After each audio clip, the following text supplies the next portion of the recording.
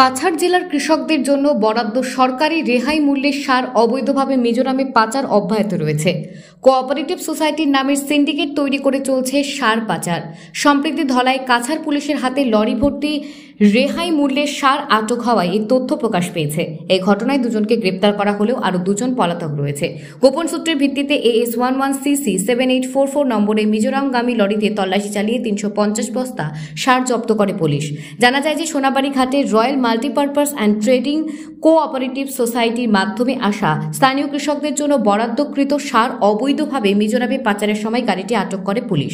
এই ঘটনায় লরির চালক খুলিছড়ার বাসিন্দা আনোয়ারুল হক লস্কর ও royal multipurpose and trading cooperative সোসাইটির চেয়ারম্যান হোসেন আহমেদ মজুমদার ওরফে নিপ্পুকে গ্রেপ্তার করে পুলিশ। তবে অবৈধভাবে সার পাচারে জড়িত কোঅপারেটিভ সোসাইটির সভাপতি আব্দুর রহমান লস্কর ওরফে রুকন ও সচিব মঞ্জুর আলম লস্কর ওরফে পাপ্পু পলাতক।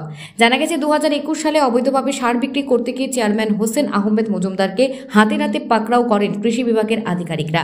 সূত্রমতে জানা গেছে কোঅপারেটিভ সোসাইটির চেয়ারম্যান হোসেন আহমেদ মজুমদার, সভাপতি আব্দুর রহমান লস্কর ও সচিব মঞ্জুর আলম লস্করের নেতৃত্বে সিন্ডিকেট তৈরি করে স্থানীয় কৃষকদের জন্য বরাদ্দ সার অবৈধভাবে মিজোরামে পাচার করা হচ্ছে। স্থানীয় কৃষকরা রেহাই মূল্যের সার থেকে বঞ্চিত হলেও অসাধু এই 3 কারবারি মোটা অঙ্কের টাকা কামাচ্ছেন। এদের বিরুদ্ধে কঠোর ব্যবস্থা গ্রহণ করতে বিভিন্ন মহল থেকে দাবি উত্থাপিত হচ্ছে।